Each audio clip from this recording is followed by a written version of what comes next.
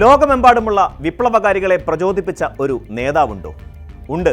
Cuban വിപ്ലവ നായകനും ക്യൂബയുടെ ഭരണാധികാരിയുമായിരുന്ന Fidel Castro എന്ന് നാം വിളിക്കുന്ന ഫിദൽ അലക്സാൻഡ്രോ കാസ്ട്രോ റൂസ്. ബാറ്റിസ്റ്റ എന്ന ഏകാധിപതിയെ നേർക്കുനേർ പോരാട്ടത്തിലൂടെ പരാജയപ്പെടുത്തി അമേരിക്കയുടെ മൂക്കിൻ തുമ്പിലുള്ള കൊച്ചു ക്യൂബയുടെ അധികാരം പിടിച്ചെടുത്ത ഫിദൽ കാസ്ട്രോ അമേരിക്ക എന്ന വൻശക്തിയെ വെല്ലുവിളിക്കുക മാത്രമല്ല, മുതലാളിത്തത്തിന് സോഷ്യലിസം എങ്ങനെ ബദലാകുമെന്ന് കാട്ടിക്കൊടുക്കുകയും ചെയ്തു. അമേരിക്കൻ സാമ്രാജ്യത്വത്തിൻ്റെ എല്ലാ ഭീഷണികളെയും ഉപരോധങ്ങളെയും അതിജീവിച്ച് ഇന്നും സോഷ്യലിസ്റ്റ് ക്യൂബയും ക്യൂബൻ കമ്മ്യൂണിസ്റ്റ് പാർട്ടിയും നിലനിൽക്കുന്നത് കാസ്ട്രോ എന്ന നേതാവ് പാകിയ ശക്തമായ അടിത്തറയുടെ ബലത്തിലാണ്. എതിരാളികൾ പോലും അംഗീകരിക്കുന്ന ആ ധീര നേതാവിൻ്റെ ജീവിതം അനീതികളോട് സന്ധി ചെയ്യാത്ത വിപ്ലവകാരികളെ എന്നും ത്രസിപ്പിക്കുന്നതാണ്.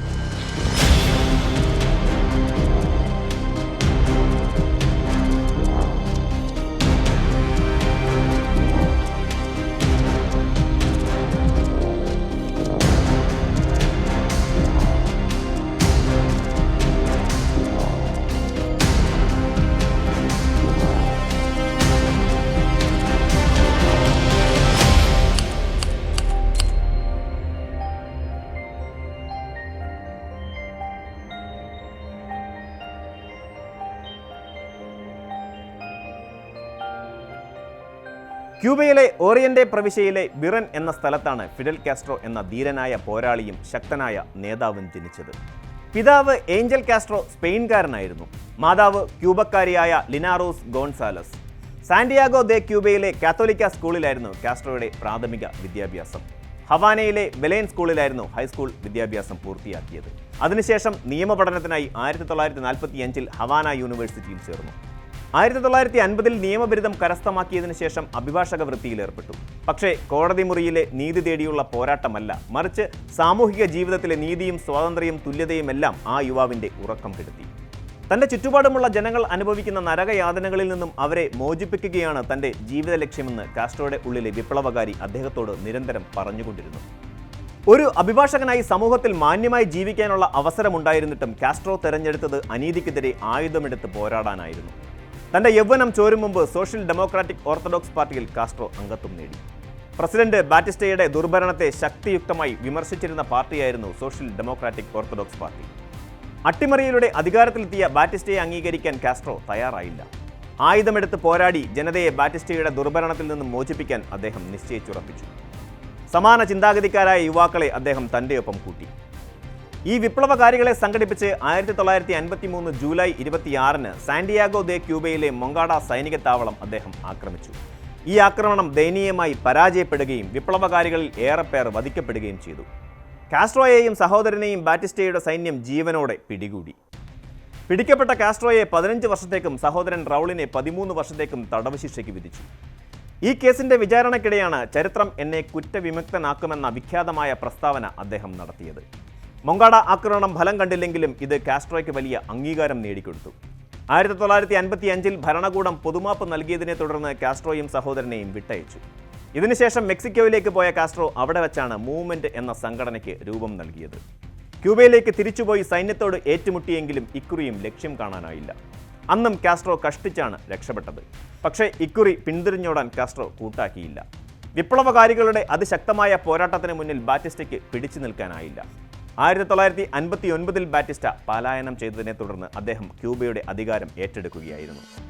1959 ഫെബ്രുവരി 16 മുതൽ 1976 ഡിസംബർ 2 വരെ പ്രധാനമന്ത്രിയായും അതിനുശേഷം പ്രസിഡന്റായും അദ്ദേഹം ക്യൂബ ഭരിച്ചു.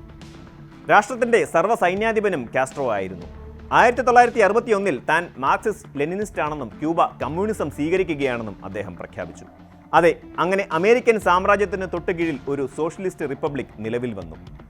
കെന്നഡിക്ക് സോഷ്യലിസം ഇഷ്ടപ്പെടാത്തതുപോലെ തനിക്ക് സാമ്രാജ്യത്വത്തോടും മുതലാളിത്തത്തോടും പുച്ഛമാണെന്നും അദ്ദേഹം തുറന്നു പറഞ്ഞതോടെ അമേരിക്ക ക്യൂബ തർക്കം ആരംഭിച്ചു. 1976 കാസ്ട്രോ ക്യൂബയുടെ പ്രസിഡന്റാകുന്ന വേളയിൽ തന്നെ കമ്മ്യൂണിസ്റ്റ് പാർട്ടിയുടെ സെക്രട്ടറി ജനറലുമായി. പടിപടിയായാണ് കാസ്ട്രോ കമ്മ്യൂണിസ്റ്റായി മാറിയത്. ആശയങ്ങൾ മാത്രമല്ല, അനുഭവങ്ങൾ കൂടിയുണ്ട് കാസ്ട്രോയെ മാർക്സിസ്റ്റ് ലെനിനിസ്റ്റ് ആക്കിയതിന് പിന്നിൽ. സാമൂഹ്യ നീതിക്ക് വേണ്ടിയുള്ള പോരാളി എന്ന നിലയിൽ നിന്ന് ഉറച്ച മാർക്സിസ്റ്റ് ലെനിനിസ്റ്റ് പോരാളി എന്ന ഉയർന്ന തലത്തിലേക്ക് അദ്ദേഹം വളർന്നെത്തുകയായിരുന്നു. ഫ്ലോറിഡയിൽ നിന്നും 90 കിലോമീറ്റർ മാത്രമകലെ മിസൈലുകൾ നിരത്തി ക്യൂബയെ രക്ഷിക്കുന്നതിന് കാസ്ട്രോ നടത്തിയ ശ്രമങ്ങൾ ഒരിക്കൽ കെനഡിയെ തന്നെ ഞെട്ടിച്ചു. ക്യൂബയെ ആക്രമിക്കാനുള്ള അമേരിക്കൻ ശ്രമത്തിന് അങ്ങനെയാണ് കാസ്ട്രോ തിരിച്ചടി നൽകിയത്. മിസൈൽ ക്രൈസിസ് എന്ന് ആ ഘട്ടം ചരിത്രത്തിൽ സ്ഥാനം പിടിച്ചു. ഐസനോവറും കെനഡിയും ബുഷുമൊക്കെ പഠിച്ച പണി 18 നോക്കിയിട്ടും ക്യൂബയെ കീഴ്പ്പെടുത്താൻ കഴിയാതിരുന്നത് കാസ്ട്രോയുടെ ഉജ്ജ്വലമായ നിശ്ചയദാർഢ്യവും മനക്കരുത്തും ജനകീയ പിന്തുണയും ഭാവനാപൂർണമായ തന്ത്രജ്ഞതയും രാഷ്ട്രീയ ഇച്ഛാശക്തിയും കൊണ്ടാണ്. ഏഷ്യൻ, ആഫ്രിക്കൻ, ലാറ്റിൻ അമേരിക്കൻ രാജ്യങ്ങളുടെ ഐക്യദാർഢ്യ സംഘടന സ്ഥാപിച്ച കാസ്ട്രോ മൂന്നാം ലോക രാജ്യങ്ങളുടെ ആകെ പ്രചോദനവും ശക്തിയുമായി പിന്നീട് മാറുന്നതാണ് ലോകം കണ്ടത്. റിപ്പോർട്ടുകൾ പ്രകാരം 600-ലധികം തവണ അമേരിക്കൻ ചാരസംഘടനയായ CIA കാസ്ട്രോയെ വധിക്കാൻ പദ്ധതിയിട്ടു. എന്നാൽ എല്ലാ തവണയും കാസ്ട്രോ വിസ്മയകരമായ വിധം രക്ഷപ്പെട്ടു. ഒരുപക്ഷെ ലോകത്ത് മറ്റൊരു നേതാവിനോടും ഇത്തരമൊരു ശ്രമം അമേരിക്ക നടത്തിയിട്ടുണ്ടാകില്ല.